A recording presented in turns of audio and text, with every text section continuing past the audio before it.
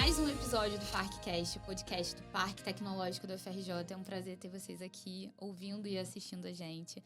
E hoje eu tô muito feliz com dois convidados muito especiais. O Sérgio, que é CEO da Lemobis da Pront Life, e a Fernanda, que é analista de articulações do Parque Tecnológico da UFRJ.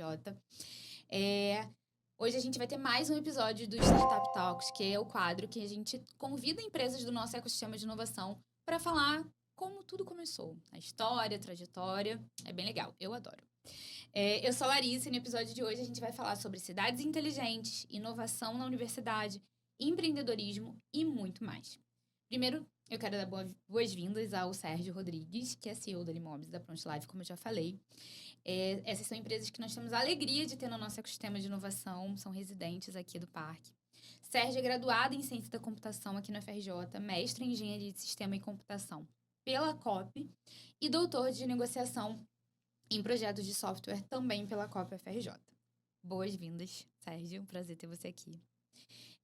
Boas-vindas também a Fernanda Cavalcante, que é analista de inovação aberta e atua no acompanhamento direto de cooperação entre empresas e o UFRJ e atende principalmente a Lemobis e a Pront Life. Seja bem-vinda, Fernanda. Obrigada. Bom, se você já acompanha a atuação do parque, né, aqui nas redes sociais, a gente já divulgou a Lemobis e a Pront Life algumas vezes. É uma das nossas grandes parceiras e que tem vários cases de sucesso. Mas se você ainda não conhece, eu vou apresentar um pouquinho a Lemobis. Sérgio, depois me complemente, por favor. Tá bom. A Lemobis ela é uma GovTech que tem como missão tornar as cidades inteligentes através do uso de tecnologias inovadoras.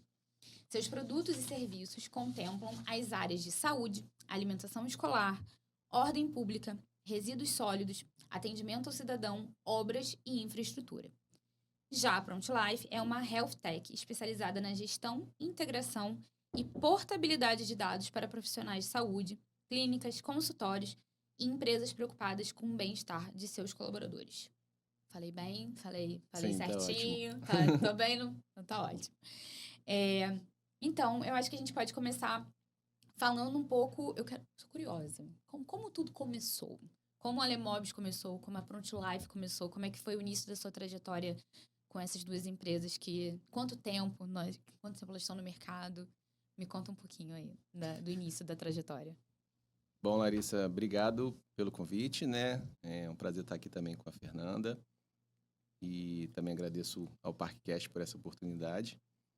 Bom, tudo começou na própria UFRJ, né?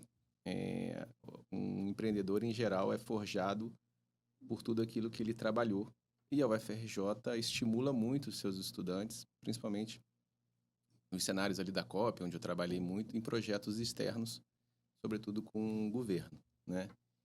Eu já trabalho desde criança mesmo, nasci no interior, numa cidade chamada São Fidélis, e lá é muito comum que as crianças, adolescentes, digamos assim, principalmente aqueles mais ativos, façam alguma coisa. Então, foi muito natural para mim, quando cheguei ao UFRJ, buscar um estágio, um emprego logo nos primeiros períodos, e é algo que eu recomendo bastante às gerações que estão entrando na universidade, seja ela qual for, seja o curso qual for. Quando estava ali estudando ainda na UFRJ, né, eu fiz Ciência da Computação, e eu já trabalhava nos projetos da Fundação Coptec. Né? Na época, eu fui orientado pelo professor Jano, que tem muitos projetos aqui, mas também tem vários da linha de pesquisa da Engenharia de Sistemas de Computação. E foi muito natural fazer mestrado e fazer doutorado, porque tudo que a gente desenvolvia na pesquisa virava um projeto na prática. E isso tem o seu desafio, né, que é conciliar pesquisa com trabalho, mas também é muito prazeroso, porque você vê, de fato, alguém utilizando o seu objeto de pesquisa. Então, foi assim na graduação, foi assim no mestrado, foi assim no doutorado. E aí, terminei o doutorado. Pensei, nossa, ontem eu era doutorando, hoje eu sou desempregado. O desespero bateu. Então, é natural também que haja ali, que nós chamamos de empresas nativas, né? Eu tinha uma empresa nativa, ainda fiquei trabalhando um pouco ali no ecossistema da COP, mas a gente já vinha costurando essa ideia de incubar algo aqui no parque, na incubadora, enfim. E nós trabalhamos aqui no Rio de Janeiro num programa que ficou muito conhecido como um programa que multa quem joga lixo na rua, que é o Lixo Zero, né? E O terror de muitos. e Foi você sabe, revolucionário. 95% de aprovação. Legal. A lei já existia há mais de Vocês 10 criaram anos, isso. como nós criamos. Como nós Sem criamos. antes de existir Lemobs. Antes de existir Lemobs. Não tinha o nome ainda. Exatamente. Que legal. Criamos. E foi esse produto que nós spin-offamos e incubamos, né? Na incubadora da COP. Na incubadora da COP. Que legal. Né? E aí, qual era o racional, né? Poxa, essa lei já existe há 10 anos. Quase não havia autuações. Era tipo Nada. 200, 300 por ano. Nos 3 primeiros anos, deu 170 mil autuações. As pessoas ficaram mais mal educadas? Não. Simplesmente havia um mecanismo de autuação, que era o nosso sistema. Pensamos, olha, vamos incubar isso daí vai ser fantástico. Antes da gente passar para a fase de incubação, minha mãe provavelmente vai assistir esse episódio. Minha mãe provavelmente vai brigar comigo por eu estar compartilhando isso aqui. A gente ainda vai descobrir o alcance que isso aqui vai chegar. Mãe, desculpa. Dona Ana é fumante. Campeão de multas. Dona Guimba de Ana cigarro. estava no centro da cidade comigo. Dona Ana não tinha o hábito. Dona Ana é muito higiênica. Mãe, tô te defendendo. Mas Dona Ana não tinha o hábito que hoje em dia ela tem, graças a esse dia que nós estávamos no centro da cidade. Dona Ana terminou de fumar o cigarrinho dela. O que ela fez com a guimba? Jogou no chão. O que aconteceu? Tinha um senhor que veio autuar ela. E ela ficou desconcertada. E eu odeio o fato que ela fuma, né? Eu, enfim, me preocupo muito com a saúde dela. E eu fiquei, bem feito. Bem feito, quem mandou fumar?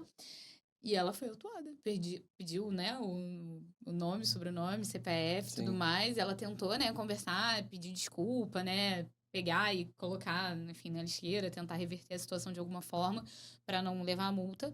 Mas foi multada, exatamente. Eu falei, e aí, depois desse dia, ela até hoje anda pra cima e pra baixo.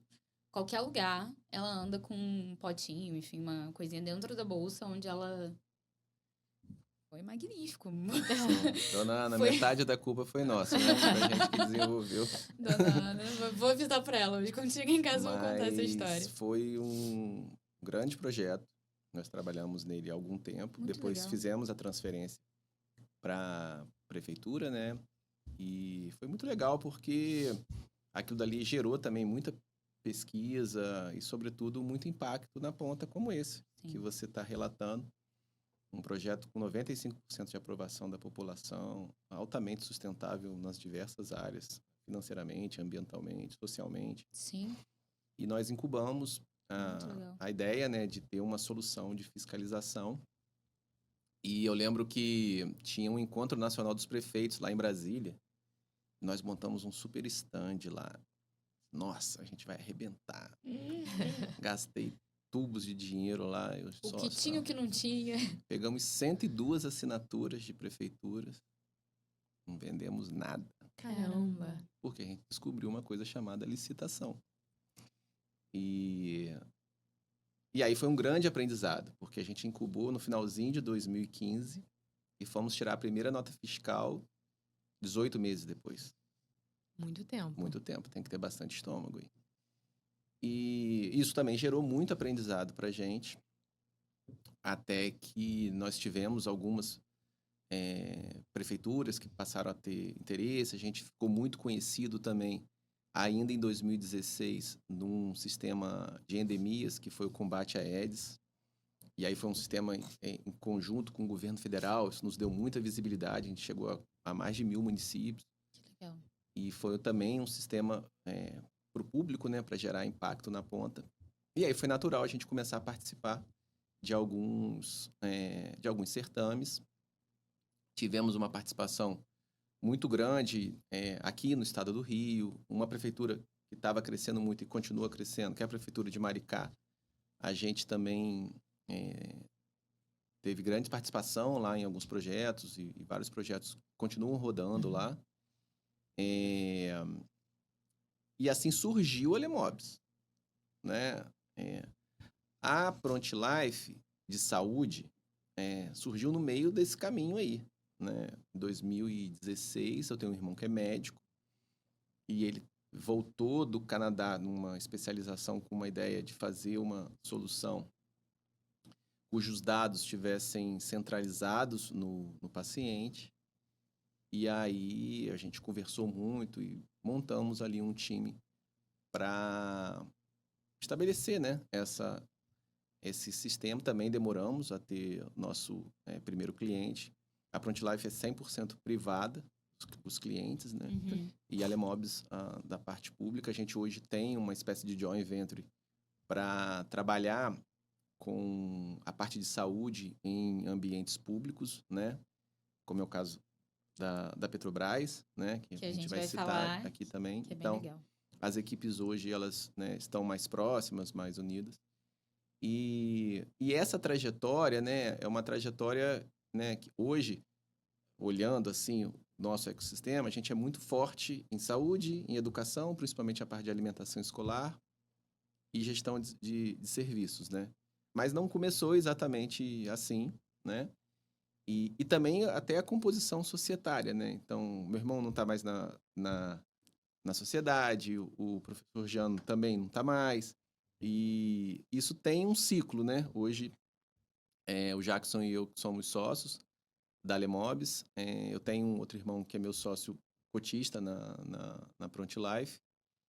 E o que eu acho que é mais interessante, porque olhar para o retrovisor é fácil, né? A gente olha o que aconteceu e tal. Como que o parque, a incubadora, nos ajuda, né? Quando você sai de um ambiente universitário, você fica um pouco perdido ali, né? Como eu citei, né? Eu era doutorando e no dia seguinte virei desempregado, porque você ganha um título, mas não necessariamente um emprego. E o fato de você atuar numa universidade, como é o caso da UFRJ... Viva, né? Onde tem muitas coisas acontecendo. Num local como a Coop, onde te permite trabalhar durante a graduação, te dá habilidades que nem sempre a teoria te dá, porque na prática a teoria é outra. Com certeza. E isso acontece muito. E a gente sempre trabalhou muito com equipes qualificadas, a gente sempre gostou muito disso. E está no nosso DNA, né, na nossa cultura, esse cenário de trabalhar em ecossistemas pujantes, né? Por isso, a manutenção aqui no parque. Sim. E os desafios são constantes, né? Eu imagino que sejam diários, enfim. Mas acho que foi exatamente o que você mencionou. E acho que tá num ambiente em que as coisas estão acontecendo, em que conexões podem ser feitas de alguma maneira para impulsionar, faz o negócio caminhar de um jeito melhor, né? Talvez um pouco mais... Não fácil, acho que fácil não é a palavra, mas acho que de um jeito mais tranquilo, né? Talvez. Os desafios são diferentes, né? Mas o fato de você estar em um ambiente que sempre te desafia, seja para academia, seja para o trabalho, e muitas vezes unindo, né? Uhum. Isso te ajuda a estar pronto, a estar mais preparado. Exatamente. Preparado para os próximos desafios, né? Porque a mudança sempre ocorre na instabilidade, né? Então, assim, quando você tem ali um desafio, você vai sair ali do status quo e vai se movimentar para fazer algo, né? Uhum. E bons colegas, bons professores, bons amigos, sabe? Te ajudam, né, a ir para frente, né? Porque a caminhada de um empreendedor não é uma caminhada fácil, mas é muito prazerosa para quem tem isso como objetivo, né? A gente sempre vê empreendedor, às vezes, reclamando, mas está sempre ali, continua fazendo, né? Porque é muito prazeroso quando você consegue boas conquistas, né? Com certeza. Você citou, né? Até agradeço como o parque nos divulga, né? Que é sempre uma alegria. A gente é pioneiro em muitas coisas aqui, né? E isso traz uma responsabilidade para a gente também, que é mostrar para as próximas gerações que é possível. O que está sendo feito agora e o que está mudando de fato, né? Exatamente. E que não é assim, acabou de se formar, você vai conseguir. A gente ficou 18 meses trabalhando sem receber um centavo. Então, se o time não tivesse uma união muito forte... Persistência. A Lemobis não existiria hoje. O caso da ProntLife é a mesma coisa. Ficamos ali um pouco menos de tempo, talvez uns 6 meses e tal. mas ainda assim tem o seu sacrifício. Mas é muito prazeroso e é muito importante também celebrar as conquistas. Com certeza. Agora eu tenho uma pergunta para Fernanda. Fernanda, muita gente ouve falar em inovação aberta, né? Como a gente apresentou no início, mas não entende como isso de fato acontece na prática. Como você enxerga esse movimento no dia a dia do parque, com empresas como a Lemobis, a Pront Life e outras empresas que você também acompanha aí diariamente? Como é que você enxerga esse movimento? A inovação aberta, ela parte do princípio que as empresas deixam de inovar internamente e buscam fora, né? Seja por outras startups, ajuda de outras startups, seja da universidade. Então, a inovação aberta tem esse viés, né? De você não trabalhar tanto internamente, também trazer um pouco esse conhecimento de fora. E acho que essas empresas que atuam no parque hoje, isso é muito importante, porque elas estão aqui nesse ambiente de inovação dentro da universidade e a gente tem vários laboratórios, vários profissionais, então a gente consegue fazer essa articulação entre a empresa que está aqui dentro e esses profissionais e conseguir conectar. Então, todas as demandas de fato vêm da empresa, mas a gente consegue fazer essa conexão. Então, se a empresa tem uma demanda, precisa de uma pesquisa, de alguma mão de obra, a gente está ali para buscar isso. Então, essas empresas dentro do parque têm muito essa possibilidade. Tem um ambiente mais no ecossistema, né, de inovação, tem essa possibilidade de diversas conexões e trazer essas conexões para dentro da empresa, não só com os funcionários que já estão ali trabalhando e acostumados com o dia a dia. Legal, legal. O parque é bem diferenciado nesse sentido, né? É muito legal a gente falar sobre isso. E ver que funciona na prática também, né? Sérgio, gestão de alimentação escolar. Conta pra gente como surgiu essa ideia e como o projeto tá andando. A gente já divulgou algumas vezes nas redes sociais a redução do desperdício, que é, assim, gritante, né? Muito positiva. Conta pra gente um pouquinho desse projeto, como é que tá caminhando. Bom, eu estudei em colégio público quase a vida inteira, né? Minha mãe faleceu há alguns anos, mas ela era professora Que de legal. colégio público. Então, todos nós lá, os 5 estudaram em colégio público. Então, eu vivi com a famosa merenda escolar por Sim. muito tempo, né?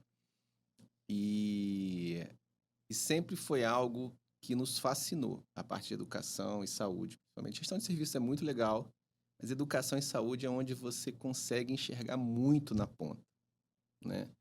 E a questão da alimentação escolar, ou a famosa merenda, né, escolar, ela é algo que nós já vínhamos trabalhando desde a concepção ali da Lemobis e tal. E alguns municípios se interessaram. Maricá foi um dos pioneiros nessa linha. Recentemente, inclusive, nós saímos no Jornal Nacional com uma matéria lá. Esse sistema hoje tem um conjunto de impactos assim muito relevante, né? Nós fomos a única startup do mundo a apresentar na COP26 e na COP27, esperamos estar na COP30, a correlação entre a agricultura familiar, compras públicas, como que isso daí gera benefícios para a cadeia de carbono. Porque grande parte das emissões vem do desperdício de alimentos. Com certeza. Que é muito grande. E, além disso, assim, é inconcebível um país como o Brasil, que tem sobra de alimentos, tem uma pujança de alimentos, ainda haver pessoas com fome. Então, isso é algo que está no nosso DNA, né? Olha, como que a tecnologia pode favorecer isso, né? Então, falando de impacto, hoje a nossa solução, a gente consegue reduzir em até 82% o desperdício de alimentos, que significa aquele alimento que é jogado fora no finalzinho da sua refeição, sabe? E temos tecnologia para isso, usamos muita inteligência artificial para isso. Vou explicar um pouquinho aqui, porque Como funciona, é bem né? Eu tô bem fascinante, curiosa. né? E isso faz com que haja uma redução significativa também nos custos, a depender do quanto que o município aporta. O governo federal, hoje, para vocês terem ideia, são 10 bilhões de refeições por ano. 10 bilhões de refeições. Então, assim, cada prato desperdiçado é uma oportunidade de nutrir uma criança. Então, quando você pensa nisso e pensa que existem crianças, adolescentes, adultos com fome, você pensa, olha, eu preciso fazer alguma coisa, né? Como que a gente trabalha nessa direção? Desse extrato, são cerca de 40 milhões que são atendidos pelo Programa Nacional de Alimentação Escolar, Uhum. o famoso PNAE. E o que o nosso sistema faz? Ele carrega todas as regras do PNAE, nas suas diretrizes, leis, normas, facilitando muito a vida do gestor.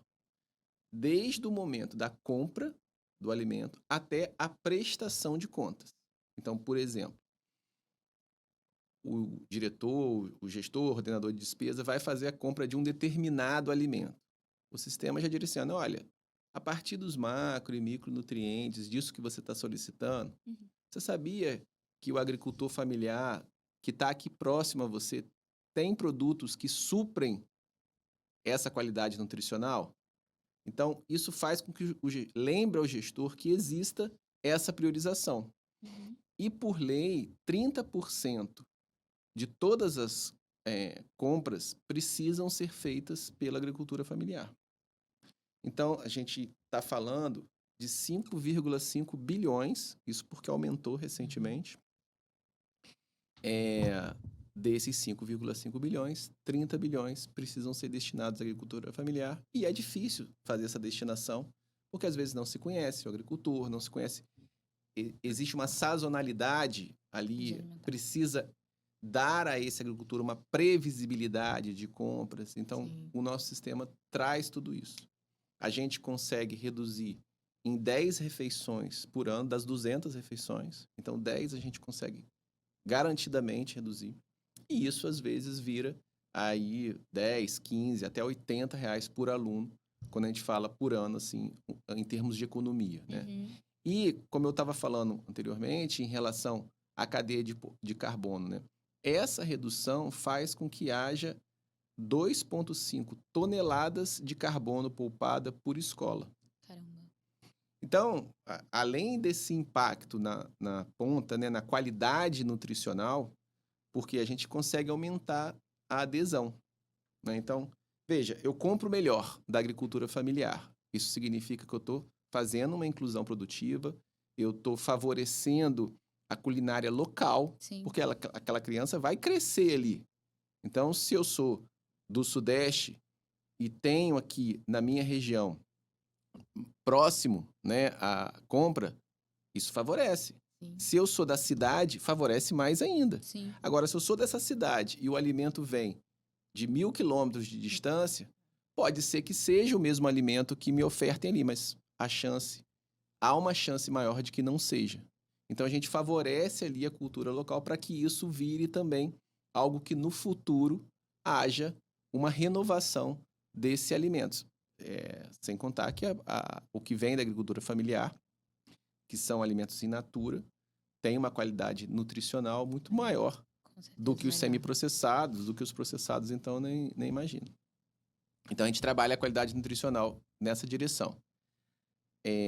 Depois, a gente trabalha o que a gente chama de teste de aceitabilidade, que é obrigatório pelo PNAE, para verificar a aceitação das crianças. É muito bonitinho, assim, porque as crianças lá no tablet dando as carinhas, assim, e tal, é bem bacana. No Jornal Nacional acho que apareceram alguns detalhes, apareceu. eu lembro disso. O jornal cobriu a parte das cozinheiras, das nutricionistas, que são grandes parceiras no projeto, e das crianças falando, né? Tem até uma parte que a criança fala assim, eu comi brócolis, assim, é bem engraçado. Vou fazer um pequeno jabá. Essa divulgação a gente fez no Instagram do parque, tá lá também. Quem ficar curioso, procura, a gente botou a reportagem lá disponível. E quando a criança avalia o alimento, tem uma série de coisas que está sendo feita ali. Primeiro, você está avaliando a aceitabilidade daquele prato, daquela receita. E isso aumenta a adesão. Claro. Você também vê... desperdício, né? Exatamente. E aí você trabalha a lógica do desperdício. Mas você também está fazendo uma prestação de contas. Sim. Porque no cardápio está escrito lá um determinado preparo, a criança vê. E ele está avaliando aquele preparo. Então, de uma forma lúdica, a gente está melhorando qualidade nutricional, reduzindo desperdício e ainda fazendo um trabalho de fiscalização. Tudo isso, e tem outras questões de estoque, tem funcionalidades para as próprias cozinheiras. Então, quando ela vai retirar do estoque o que está no cardápio, já tem uma calculadora lá própria para ela saber o quanto que Facilita tem que muito o retirar. processo. Muito. É impressionante, assim, É fascinante. os resultados, sabe? E a gente está com Fascinante. planos bastante ambiciosos aí. Estou sabendo que uma novidade, né? Uma parceria em relação que conte notícias frescas pra gente. Nós fizemos, há algum tempo, não tem muito tempo, um piloto, né? Na cidade chamada Rio Brilhante, com o Banco do Brasil. E nós conseguimos resultados fantásticos, assim. Foi impressionante. E engraçado que a gente escolheu uma cidade que já tinha uma postura tecnológica e com uma nutrição muito presente. E ainda assim a gente conseguiu uma parceria muito boa, o município engajou bastante e conseguimos esses números assim de redução de desperdício. E isso acabou reverberando também no contexto do banco. E esse ano a gente fechou uma grande parceria, né, para o lançamento de uma solução em conjunto chamado BB Alimentação Escolar. Que legal. E a gente está com perspectivas bastante promissoras. A meta é chegar a 10 milhões de estudantes nos próximos anos. E, com isso, conseguir um impacto muito grande, não só na cadeia de carbono, mas também na redução de desperdício e na qualidade, Revolucionário. na qualidade de vida dessas crianças. A gente está muito feliz com isso. Está sendo algo que acelera bastante essa vertical. A gente direcionou boa parte dos times para esse cenário, né? O banco é uma instituição sólida, né? Tem uma credibilidade frente aos estados, aos municípios, à população. E a gente já é preparado, né, para trabalhar com grandes projetos assim, né? Então a gente recebeu com muito carinho assim essa escolha do banco. Eles escolheram poucas empresas para essa parceria. A gente fez uma primeira abordagem já na Marcha dos Prefeitos, né, que aconteceu esse ano. E depois disso, alguns outros eventos. E agora já está disponível, inclusive na página do Banco do Brasil. Se chegar lá, bb.com.br, e procurar lá no setor público, vai achar alimentação escolar. E a gente crê que essa parceria vai fazer com que a gente acelere, né, o nosso propósito, né, que é transformar a educação, a alimentação escolar por meio de tecnologia. O banco ele tem algumas plataformas que já se prevê a própria prestação de contas, então há um movimento de integração. E transparência muito bom. Exatamente, entre esses ecossistemas. A gente tem na nossa estrutura, né, uma cultura que é próxima ao que o banco oferece, que é uma cultura de excelência, uma cultura de segurança da informação, de proteção dos dados. E isso tudo está nos trazendo esse crescimento exponencial aí, e que em breve, né, bateremos a nossa meta aí dos 10 milhões de estudantes. Eu acho que o legal que você mencionou de impacto direto é como a sociedade acaba engajando também, né? É isso. E vocês acabam impactando muitas gerações. Porque é isso, a criança que está na escola, pequenininha, e sabe que está participando de alguma forma daquilo, ela faz parte daquele projeto, né? Ela se sente também um personagem importante para impactar, para que aquilo aconteça, para que a redução de desperdício aconteça. Eu acho que essa conscientização é um ponto muito relevante também do trabalho de vocês, né? Sim, é muito engraçado, porque o pessoal do banco visitou, né? Eles são muito presentes, eles visitaram o projeto. E aí os depoimentos, assim, que chamam muita atenção, às vezes o pai, a mãe ir lá buscar a criança e falar assim, então são vocês que estão fazendo com que meu filho fique me fiscalizando em casa. Olha, mamãe, não pode jogar fora. Olha, mamãe, bota menos para comer tudo e tal. E isso, você vê, né? Você leva a educação para casa, que é esse impacto que a gente quer causar e vem causando, né? Então, isso muda bastante o cenário não só da segurança, né, alimentar, né, mas também na educação de toda a sociedade. Eu acho que trabalha também a empatia, né? Eu falo, meu pai é educador, né? Minha mãe também. E eu lembro, é muito comum, né? Criança tem aquele hábito de, quando pequenininha, às vezes deixa, sei lá, uma colher de comida no prato, né? Aí eu comecei, sei lá, com uns 4 aninhos, eu sempre deixava um pouquinho de comida no prato. E aí meu pai falava, né? Conversava e tudo mais, até que ele trabalhou a empatia de uma forma de: filha, é importante que você coma porque tem outras pessoas que gostariam de estar comendo e não podem comer. Enfim, hoje em dia eu sou assim. Eu não jogo comida fora de maneira nenhuma. Eu coloco o suficiente para me satisfazer e se eu precisar de mais, eu coloco mais e evito ao máximo deixar alimento estragar, enfim, né? Eu acho que é importante isso. Acho que a criança ela tem esse potencial de educar mais os pais, muitas vezes, do que a gente aprende muito com eles, né? Sim. Existe, às vezes, uma confusão de quantidade e qualidade nutricional, né? Sim. Isso, a nossa ferramenta também Uhum. traz esses cálculos Legal. todos, né? E até em áreas, assim, que tenham maior vulnerabilidade, a gente ajusta ali os chamados per capitas, né? Que precisam ser diferenciados para aquela região, ou eventualmente para aquela escola, ou até o indivíduo, né? A gente Legal. consegue Flexibilizar essa adaptação. a É gente para ajudar a família, né? Tá começando, às vezes não sabe muito bem. tem um pouco de saúde também, né? Porque nutrição está diretamente ligado a totalmente. isso. Tem uma análise, que é a análise antropométrica, né? Que peso e altura, mas a Sim. gente também pega alergias, intolerâncias e tal. Então, quando a gente sabe o peso e a altura, já dá uma boa indicação da quantidade calórica, né? Uhum. Sim, Que é verdade. necessário.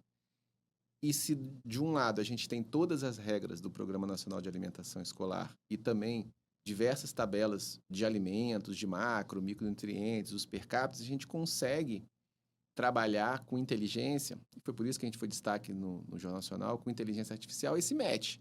Sim. Olha, eu sei o peso, a altura, as alergias, a intolerância de um aluno. Se eu sei de um aluno, eu sei de uma escola. Se eu sei de uma escola, eu sei de um município. Uhum. Então, eu consigo prever uma quantidade ali Sim. de determinados tipos de alimento, cruzando naturalmente com os cardápios Uhum. que são gerenciados aí pelas nutricionistas. E aí, cada vez que elas fazem um ajuste, muitas vezes a gente sugere determinados ajustes em função de alguns elementos, porque às vezes tem obesidade, outras vezes tem magreza. Então, isso tudo fica mais fácil de colocar.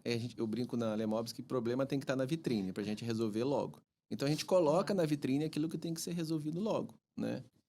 Então, isso acaba dando ao poder público, né, uma capacidade de resolução mais rápida também e beneficiando, sobretudo, as crianças, né?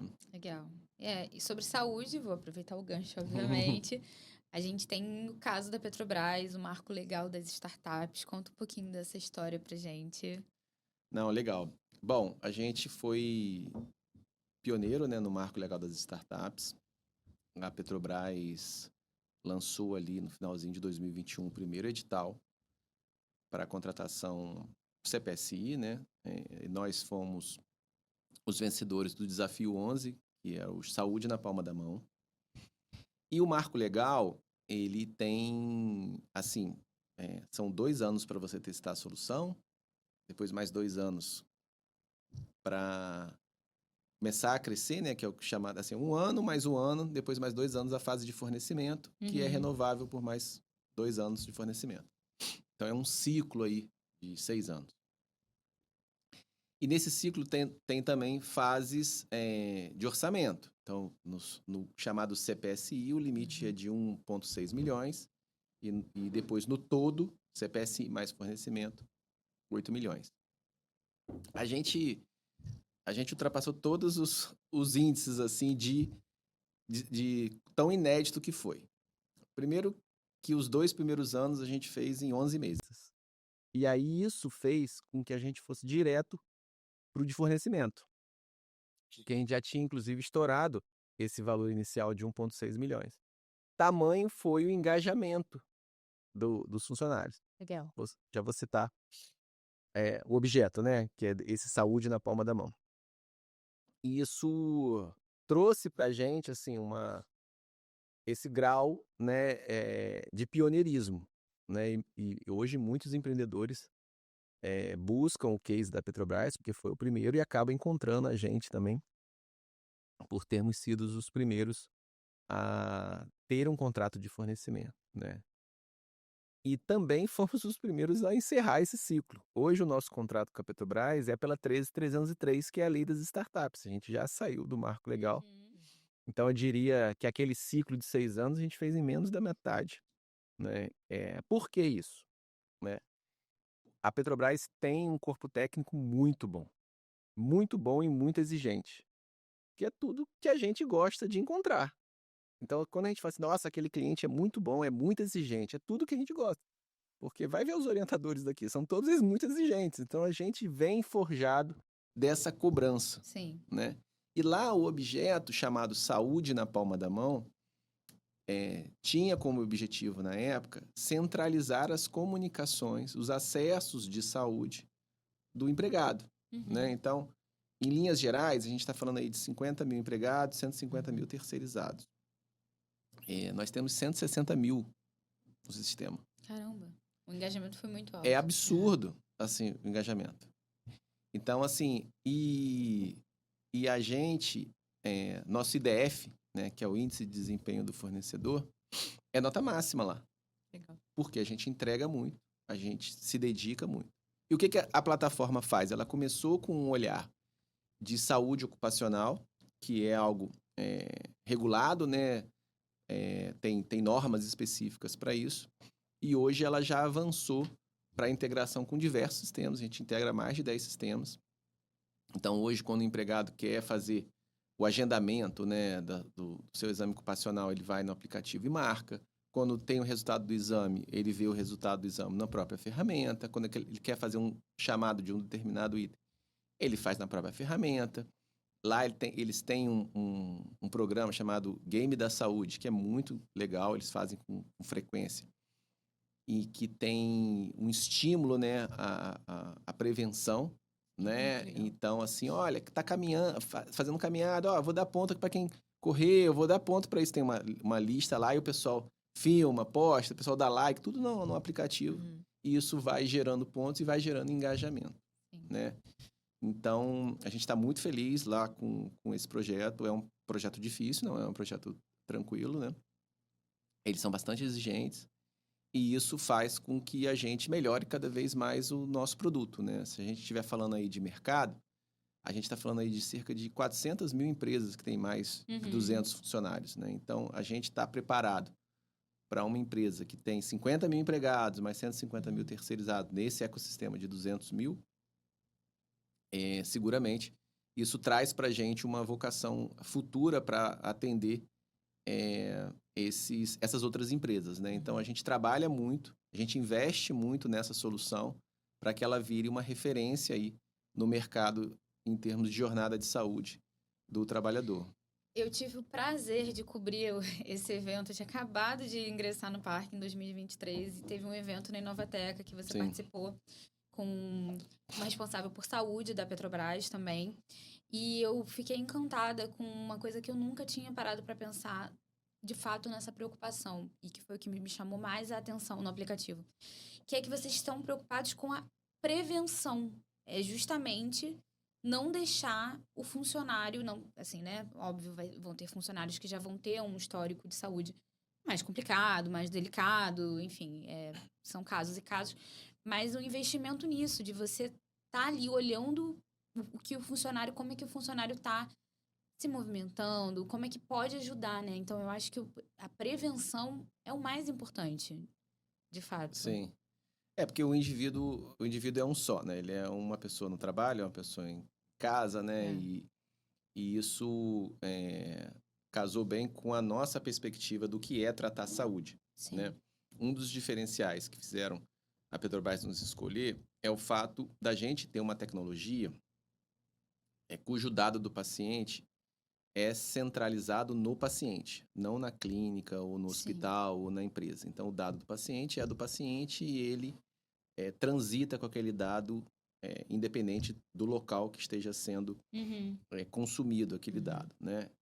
E é uma tecnologia que se chama FHIR, F-H-I-R. Parece um palavrão, mas Pix também é um palavrão. Só que a gente já se acostumou. Esse é um protocolo de interoperabilidade, que é a capacidade dos sistemas se comunicarem entre si, de saúde, que o DataSUS adotou na época da Covid. O Minha Saúde a gente lançou antes do CoronaSUS. Uma formação bem relevante, assim. Que legal. Legal. E Uma inspiração para eles. foi assim, quando eles lançaram os requisitos, eles lançaram lá no desafio que tinha que ter pelo menos 100 mil usuários, ainda bem que a gente lançou. E veja como que essa questão de você entregar impacto, né? Porque tá no seu DNA, Uhum. volta, né? Eu brinco que excelência gera bons negócios, né? Então, assim, na época da pandemia, ninguém sabia se ia estar vivo nos próximos 6 meses. É.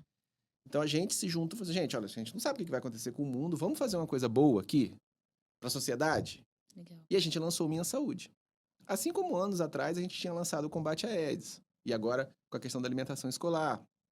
Quando a gente lançou o Minha Saúde, a gente bancou do caixa da empresa algo que ia ser bom para o país. E ponto. A gente ganhou um chamamento público da Confederação Nacional dos Municípios. Alcançamos 800 municípios. Teve um município aqui no Rio, Teresópolis, que metade da população ocupada usou o aplicativo. Que ele fazia o autodiagnóstico. O que veio depois, o CoronaSUS, e aí veio logo Caramba, depois. que legal. E aí foi muito bom, porque a gente ganhou uma experiência muito grande, muitas pessoas utilizaram a ferramenta. E quando a Petrobras lançou, que foi logo depois o desafio, né? No finalzinho de 2021, a gente já estava preparado. Então, a gente já tinha uma experiência com saúde, pelo fato de eu ser sócio da ProntLife e tal. E a gente incorporou esse novo produto para ofertar para a área pública, né? Vocês Então, literalmente perceberam a necessidade, a dor ali da... sim, mas note que a dor não era financeira, Não? era uma Não. dor de impacto. Sim. Sim, um Social. impacto muito grande. Exatamente. Porque assim, é necessário ter viabilidade financeira, Com porque senão ele certeza. para num determinado ponto, né? Não é sustentável, né? Não Exatamente. fica sustentável a longo prazo. Porque enquanto você está ali, né, junto com o time, trabalhando, para você ver um mundo melhor, 6 meses, 1 ano. Agora, em 3 anos, você precisa pagar conta, né? Sim. Então, assim, foi muito bom, acho que encaixou muito, né, essa questão do lançamento desse edital da Petrobras, porque a gente estava preparado. Sim. Foi o time perfeito. E existem muitas oportunidades. É importante estar de olho em todas as oportunidades Exatamente. e talvez já estar pronto para alguma delas, Exatamente. E saber qual é o seu foco, né? né? Muito legal mesmo, assim. E foi o que você falou, né? Exemplos de sucesso, tanto combate à AIDS, o Minha Saúde, o alimentação escolar, cases de sucesso muito, muito interessantes mesmo. E agora eu quero saber uma curiosidade. Nesses anos de empreendedor, me conta uma história que te marcou muito. Olha, tem várias, assim, é difícil de... Escolhe uma boa pra você contar pra A gente. gente faz ainda na saúde, vou citar 2 casos aqui de Tá bom. saúde muito engraçado, né? Uma, quando a gente estava fazendo uma concepção para a área pública, eu estava visitando um hospital, tal, para ver como é que era o ambiente, né? E aí o médico estava lá me mostrando, né? Antes eu cheguei, fiquei na recepção, era uma ala pediátrica, que por si só, né, já é mais desafiador para com você certeza. observar. E aí vi várias mães com suas crianças, tal. E aí, quando eu fui ver a consulta, né, o médico olhando aquela consulta, porque a ideia da gente, a nossa ideia era olhar como que poderia ser mais rápido para o médico fazer um atendimento mais humano e não ficar diretamente no computador, né? Hoje a gente consegue fazer isso tudo com IA, tudo lindo e tal, mas naquela época a gente está falando de alguns anos atrás. E aí ele me mostrou rapidinho, tava lá a senhora, com a criança dela, e ele me mostrou assim, sei lá, em 5 minutos. Tudo bem? Quer saber mais de uma coisa? Eu falei assim, doutor, eu tenho mais uns 5 minutos? Ele, não, claro, ele foi super solícito comigo. Eu falei, posso conversar com ela? Ele, pode. Eu perguntei, olha, qual é o seu nome? Que hora a senhora acordou hoje? Aí ela, meu filho, acordei 4 e pouca da manhã, tal. Isso era 11 horas da manhã. Aí eu falei, me conta um pouquinho, como é que foi? Ela, porque eu acordei, porque eu tenho 3 crianças. E começou a contar a vida dela. Sim. Coisa que eu tinha tempo ali naquele momento, né? Uhum. E que pro médico é uma correria danada, assim. Né? Então você tem que otimizar esse tempo do médico para ele poder fazer essa assistência. E ela foi me falando, aí eu peguei o ônibus tal, para tal lugar, depois eu falei assim, e agora? Como é que a senhora vai fazer? Não, agora eu vou voltar, vou fazer esse ônibus, mais ou menos ia chegar 2 horas em casa. Eu falei, o que a senhora veio fazer aqui? Ela, eu vim pegar a receita. Caramba. Aí, cara, você fica assim, cara, dá para mandar isso por WhatsApp. Acelerar muito mais. Uma mãe criança, com uma 3 mãe filhos, com 3 filhos. longe, Ficou ali quantas horas com uma criança doente para pegar uma receita? perdeu literalmente o dia, O o dia tempo, inteiro. né? Exatamente. Então, isso assim, quando você vê um negócio desse, você pensa, cara, eu posso fazer alguma coisa por isso. Eu posso fazer. Então, esse tipo de desafio é muito motivador para quem tem condição de entregar. Sim. A gente tem um grupo que é nosso cliente na Front Life, que é o grupo Inspirale, do grupo Anima. São várias escolas de medicina, já vieram visitar a gente aqui, e nós atuamos lá com os atendimentos nas clínicas, né, deles. São 12 mil estudantes de medicina que aprendem a utilizar tecnologia nos nossos prontuários, 2, 3 mil preceptores, tal, e muitos administrativos também. E lá tem uma miríade de coisas, de pesquisa clínica, de atendimento, mas eles são muito fortes nesse cenário de atendimento à população, de impacto também. É um grupo muito preocupado com isso e leva para o estudante de medicina um olhar também sobre o SUS, um olhar sobre missões humanitárias. E um dos depoimentos mais lindos assim que a gente tem, e que me impactou bastante também, é que a gente fornece para eles tablets com o nosso sistema embarcado, né? E aí tem toda uma tecnologia para funcionar online, offline e tal, mas o fato é que aquela população ali, por exemplo, na Amazônia, é a população ribeirinha, às vezes faz missões regionais, a gente faz missão África. É uma população carente, né? Sim. E aí um estudante estava falando que eles retornaram a uma localidade e estava lá no prontuário a história, né? Então, quando a pessoa que legal. chegou, um outro estudante, né, falou assim, oi, eu não lembro o nome da pessoa, oi, seu João, tudo bem? Como é que tá a Dona Maria e tal? E que a pessoa começou a chorar, falou assim, mas por que você tá chorando? Não, nunca ninguém chegou aqui sabendo meu nome. Ai, caramba. Olha, olha o que é isso. É mostrar Assim, que se importa, né? Exatamente. Mas por quê? É onde a tecnologia favorece. É o cuidado. É o cuidado. Então, hoje a gente se preocupa... E é uma coisa básica. Básica. Só falou o nome da pessoa. É básica pra gente. Mas para uma população carente, assim... Não, é uma questão, assim... Não, uma coisa básica que eu digo é de prestar atenção nisso, né? Que muitas Exatamente. vezes passa despercebido nisso que você falou, na correria, nas demandas do dia a dia. Mas sabe, ter Larissa, sem a tecnologia, essa pessoa não saberia o nome dela. Não saberia que... Não tem como. Gente. É desumano para um médico, para um profissional de saúde. Com certeza. Assim, A conta não fecha. É desumano. Assim, a gente está falando de 150 milhões de pessoas no SUS, é um negócio absurdo. Sim. Então, assim, e isso é motivador pra gente, né? O médico, no caso que você deu no início do exemplo, ele não teria muita coisa para fazer. Ele poderia dar a receita, que é o que estava na responsabilidade a gente, dele. quando entrevista médico, assim, a gente tem uma preocupação enorme. Porque eu falo com os nossos times, eu falo assim, olha só, cada 5, 10, 15, cada 1 hora que você tá com o médico, tem gente que tá deixando de ser atendida. Sim, com certeza. Então a gente tem que estudar muito antes de falar com ele. Agilidade, né? No processo. Pra gente mesmo, a gente já cria esse cenário, porque você imagina, um cenário que tem muita demanda, né? E tem a tecnologia, né? O olhar sobre a população tem melhorado, a gente tem notado isso, mas ainda assim há muito que se fazer. Né? A gente gosta muito de trabalhar nesses ambientes, né? No ambiente do SUS, no ambiente da escola pública. A gente gosta porque a gente imagina que é onde, né, a nossa tecnologia faz muita diferença, né? Onde tudo aquilo que a gente estudou faz muita diferença na ponta. Então, é muito bonito, assim, muito prazeroso e motivador. Muito. As duas histórias foram bem surpreendentes, assim. Muito obrigada por compartilhar com a gente.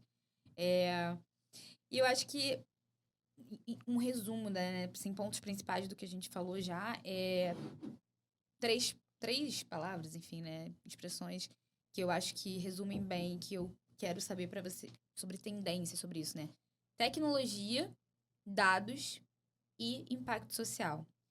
Para você que está dentro desse mercado, dentro desse contexto, dentro desse cenário, quais são as previsões, quais são as tendências que você acha que está chegando por aí que pode movimentar ainda mais esse cenário com inteligência artificial, enfim, com a organização melhor desses dados? Como é que você acha que isso pode trazer benefícios para o impacto social?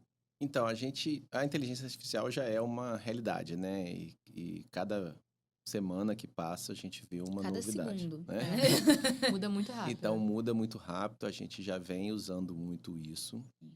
E o que a gente tem apostado é que aqueles empreendedores, profissionais que têm uma visão de negócio tendem a ter uma proximidade maior com os produtos que envolvem tecnologia, né? Não necessariamente saber codificar, né, como a gente diz, mas saber entender o negócio. Hoje a gente já tem uma mudança estrutural na empresa. E aí o Jackson e eu, que somos oriundos de tecnologia, né? O Jackson, Aceita? aquela assim, por favor. Também ele fez mestrado aqui, a gente já se conhece há bastante tempo. E compartilha dessa visão. É que com o fato de ter dados históricos, né, e a capacidade de interpretação desses dados, a gente vai conseguir, né, trabalhar mais também uma série de verticais. Impacto é uma delas. Aí é uma questão de decisão de ir para o cenário de impacto, né? Porque você pode usar IA para fazer bomba, como você pode usar IA para melhorar a vida do ribeirinho lá. Então é uma questão, uma decisão, muitas decisões políticas também, mas o cenário em si, né, o que eu vejo uma quantidade menor, uma necessidade menor de pessoas desenvolvendo as tecnologias que não estejam ligadas ao negócio. Então, por exemplo, uma redução de atividades de programação básica, eu acho que vai ser muito restrito. Eu acho que, inclusive, a educação, né? Porque, no final das contas, para o empreendedorismo e até para a pesquisa, é muito importante você resolver o problema na ponta. Né? Isso, no empreendedorismo, é o que mais significa. A gente gosta de resolver o problema de impacto na ponta. Né? Então, eu já vejo que boa parte dos nossos... Aí, falando do meu ambiente, né? Boa parte dos nossos desenvolvimentos para chegar em impacto, trabalhando tecnologia e dados, está em usar a inteligência artificial para fazer algo, como um grande assessor. Sim. Né? Então, eu brinco, eu falo assim, olha, gente, a IA hoje é um estagiário de luxo, daqui a pouco é um analista de luxo, daqui a pouco é um gerente de luxo, daqui a pouco é um chefe de luxo. Assim, eu não acredito que IA vá promover uma grande demissão em massa das pessoas que saibam utilizá-la a seu favor. Né, como apoio. Nós que somos de tecnologia, temos essa natureza, né, de usar. E o fato de se trabalhar dados estruturados ajuda muito na qualidade, né? Um bom bolo vem de bons ingredientes, né? Então, o fato da gente trabalhar bons dados bem qualificados, faz com que a gente consiga ter na ponta um maior impacto positivo, né? É difícil a gente pensar que daqui a 10 anos. É muito difícil, sabe? Eu procuro levar o time para questões mais concretas, né? Olha, vamos fazer um planejamento aqui estratégico de 2 anos. O que a gente vai fazer 3 anos? O que a gente vai fazer nesses 2, nesse 1, nesses 6 meses? A nossa janela aqui de 2 meses. O que a gente vai fazer? E passou 2 meses, a gente já observa que tem mudanças bastante significativas. Reais. Tá? Bem legal. Bem legal. E agora sobre parque. Queria Fiquei encantada, já conhecia muito da história da Lemobs e da Pront Live, alguns projetos tive o prazer de divulgá-los. É, E eu queria saber um pouco mais, Fê, sobre a sua atuação, né? Diretamente, a sua atuação com essas duas empresas aqui no Parque Tecnológico. Como é que funciona? O que que uma analista de articulações faz para cooperar com projetos tão incríveis quanto esses? Então, é um prazer, né? Com tudo que o Sérgio falou, é um prazer poder cooperar com essas empresas, estar ali de frente, vendo os projetos que estão sendo desenvolvidos, porque é isso, é muito impacto, é muita mudança, é muita tecnologia. E eu, como articuladora, né? Eu atuo no parque como articuladora, que é a pessoa que está ali conectando a empresa com a universidade.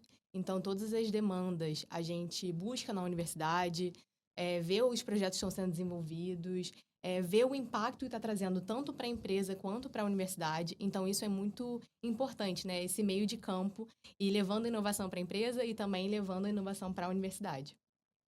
Bem legal. Para finalizar, Sérgio, eu quero que você me dê uma dica. Para mim, não, né? No caso, para as pessoas que estão nos ouvindo e que estão começando uma startup, um projeto, que não necessariamente estão aqui na UFRJ, estão em outras universidades, estão. Dá uma dica, uma frase, alguma palavra de apoio mesmo, de incentivo para quem está começando e quer trilhar uma história que gere tantos impactos quanto a que você contou pra gente hoje aqui. Bom, eu acho que na ponta, aquilo que você quer para o futuro precisa ser algo de excelência. Já citei aqui algumas vezes que nosso mantra aqui, excelência gera bons negócios. Entretanto, é importante colocar à prova a sua ideia. É muito comum que empreendedores tenham receio de divulgar a sua ideia e muitas vezes receio de colocar para uso aquilo que ainda não está excelente, né? Porque é importante dar os primeiros passos, né? Usar, mostrar, para que se possa errar rápido. Então, se você tem uma ideia, você que é empreendedor, está numa universidade ou não está numa universidade, tem um insight interessante, faça um produto, né, o chamado MVP, e peça pessoas para usarem. Coloque a mercado. Porque aí você vai ter um feedback. E tem que encarar crítica como feedback. E não o contrário. Porque é isso que faz o seu produto ficar melhor. São pessoas e clientes exigentes que fazem o seu produto ficar melhor. E quanto mais rápido esse empreendedor colocar para um conjunto maior de clientes exigentes, mais terá excelência no seu produto. Eu seguiria nessa direção. Quanto mais rápido errar, mais rápido você vai acertar. Sim, e ter as críticas do seu público-alvo, sabe? Focar, ter noção de que... Quem você quer atingir. Quem você quer atingir, um bom produto. E muitas vezes você muda essa direção ao longo do tempo. E você descobre um determinado cliente, né, usuário, mas na jornada percebe que aquele cliente, na verdade, é quem advoga e não necessariamente quem decide. E aí muda um pouquinho a sua abordagem de venda. É muito importante que o empreendedor seja vendedor, né? Que se interesse por isso, né? Porque a melhor solução do mundo, se não vender, ela vai ficar na gaveta. É aquilo, né? É melhor você se apaixonar pelo problema do que pela solução. Porque pelo problema você quer resolver. Pela solução, você gostou do que você fez, você quer vender aquilo, mas às vezes não é interessante. Então, ouvir as pessoas, as críticas, o que precisa aprender para errar rápido e acertar mais rápido e resolver, de fato, o problema. Eu vou levar isso pra minha vida. É melhor se apaixonar pelo problema do que pela solução. Na terapia hoje já tá resolvida. Gente, muito obrigada. Sérgio, muito obrigada por ter aceitado o nosso convite. Nossa parceria aí é longa. É sempre um prazer muito grande, enquanto jornalista, divulgar notícias tão incríveis, assim, a gente tem uma relação muito próxima com a comunicação de vocês também, e sempre tem uma novidade, sempre que a gente busca alguma coisa para divulgar, tem algo novo, legal, então tô ansiosa aí pra gente continuar trilhando esse caminho de sucesso juntos aqui no parque, enfim, foi um prazer receber você. Maravilha, eu que agradeço aí o convite, também a Fernanda. Obrigada, Fê. Muito feliz de estar aqui falando com vocês. Obrigada.